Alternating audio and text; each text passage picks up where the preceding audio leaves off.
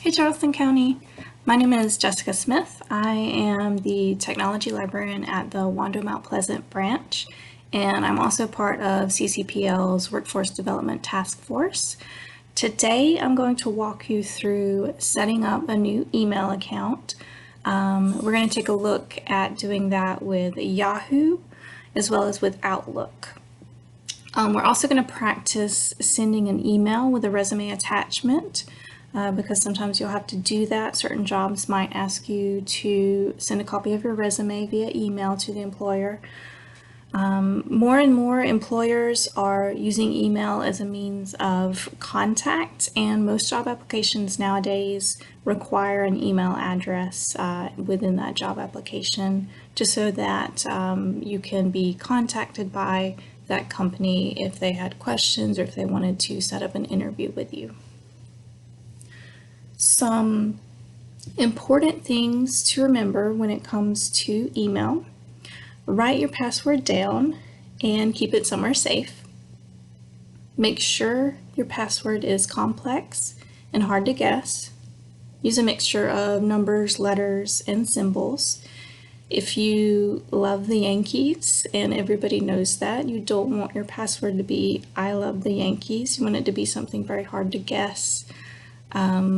Something that isn't super easy for people to figure out. Another thing to remember, keep your phone number up to date on your email account. You'll be able to reset a forgotten password by receiving a texted recovery code to that phone number. This, of course, only works if your email provider has that current phone number for you. So if they have your old phone number and they try to send that code to your old phone number, you're of course not going to get it. So you do want to make sure that anytime you change your phone number, you keep that updated with your email provider. And because a phone number is so important in resetting that forgotten password, most email providers require that you have a phone number when you are creating a new account. They're going to ask for that phone number. We'll see today that Yahoo, setting up an account with Yahoo does require a phone number to get that set up. Outlook, however, does not require that phone number up front, but it's a really great idea to go ahead and give that phone number once you have the account set up, just so that you'll have that ability to reset the password if you ever do forget it. Other providers, most of them will ask for that phone number for contact again. I know Gmail does, and a lot of the others do as well. Right, so first off, we're going to start with Yahoo and see how to set up an email account with them. Then we're going to practice sending email with a resume attachment through Yahoo. And then after that, we are going to practice with Outlook, the same thing. So we're going to set up an email account with Outlook and then practice sending an email with an attachment through there. You can use any internet browser, it doesn't matter, but we're going to be using Microsoft Edge. So the very first thing we want to do once we open Edge is go up to the address bar right up here at the top, click in there, and we're going to type yahoo.com to go to their website. Now once you're at yahoo.com, you want to click on Mail. You can do that from the top left or the top right. So we're going to click on Mail. That's going to take you to a page where it asks you to sign in. But since we don't have an account, right here down at the bottom, we have the option to create an account. So we're going to click on Create an Account. And then it asks for some basic information, your name. You would get to create your email address here, a password, your phone number, and your birthday. So we're going to just fill that out. And you want your email address to be something professional sounding, of course, since this is going to be for job purposes. And your password, the more complex it is, the better it's going to be. So usually they ask for it to be at least 8 characters long, and we want a mixture of symbols, letters, and numbers in there. Okay, your phone number. And it asks for your phone number to verify it is you, and so you can reset your password if you ever forget it. And the reason it asks for your birthday is to make sure that you're at least 13 years old, which is the age that Yahoo requires you be for you to create an account. So we're going to fill both of those out. And I'll just put a birthday in here and then a phone number. And once we have both of those, we're going to go ahead and click on Continue. Once you've filled out the information and clicked Continue, Yahoo will ask for you to verify your phone number. They will send you a text message with a verification code to the phone number you provided in the previous screen. After they have sent you the code via text message, they will ask you to enter the code on the next screen. Once you have entered that code, you'll then click on Verify. After you click on Verify, you'll be taken to the next screen. So it has created my account. We get a success message here, and then it says Welcome to Yahoo. So we're going to go ahead and click on Done. Now that we have our Yahoo email account set up, we're going to practice sending an email with our resume attached to a potential employer. So from our inbox here, we're going to go to the upper left and click on Compose to start a new email. First, let's put a subject.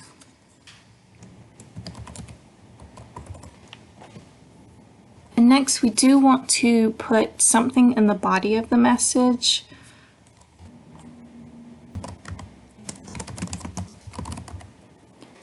And you also want to make sure that you sign the message with your name. And you can even put your phone number or other information down there if you wanted to make it easier for them to contact you. Next, we are going to attach a resume to this email. And we do that by going down to the bottom here. You'll see a little paper clip. And if you point to it, it does say Attach Files. So we're going to click on that. And I do have the file saved here onto my computer, so I'm going to choose Attach Files from Computer. I have that resume file saved on my desktop, so I'm going to find it right here, click on it, click on Open, and then we see right down here, it does show up as attached to that email. So the very last thing we need to do now is add something into the To field, the person's email address. You'll notice that you do have a number 1 by your drafts folder here now. So if you wanted to wait and send this email, you can always do that. Come back to it, type up some more in the body of the email to express your interest in the position, and then send it at a later time. You'll find it here in your drafts folder. So to go back to it and to be able to send it, you would click on that message, and then we're right back where we were. We would just need to put something in the To field there. So we'll go ahead and fill that out. And I'm just going to send it to myself as an example here. So we'll send. We get a little notification that our message has been sent. So now it's no longer in our drafts folder. So we see that here in our sent folder. So any emails you send, they will show up in your sent folder so that you have a record of them. Now we're going to practice creating an email account at Outlook.com. We'll click up in the address bar, type Outlook.com. You see right here from the home page that we have the option to create a free account. So we'll click on Create Free Account right here. And it takes us to where we can make up our username here. And you can also choose whether you want it to be at Outlook.com or at Hotmail.com. We'll stick with at Outlook.com. And then it asks you to create a password for this account. And I'm going to uncheck this box here that says I would like information, tips, and offers about Microsoft products and services, because that's just going to send me emails. I don't necessarily need that. Right, by clicking on Next, remember that we agreed to Microsoft Services Agreement and the Privacy and Cookies Statement. And then it asks us to fill in our name. After we fill in our name, we're going to click Next. And then some Last little bits of information here. Birthday, we'll just put something in there. So now it's displaying a CAPTCHA to make sure that we are a real person creating this account. So we're going to type those letters and numbers that are in the image above, and then we're going to click on Next.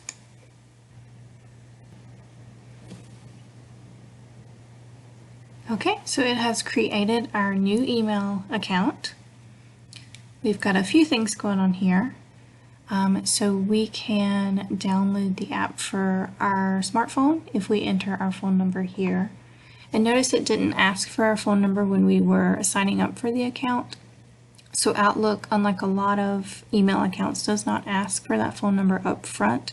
But remember that you would probably want to add your phone number onto your account just so it's easier for you to reset your password if you ever happen to forget it. Let's practice sending an email from Outlook. Up in the top left corner, we'll click on New Message. We'll add our subject.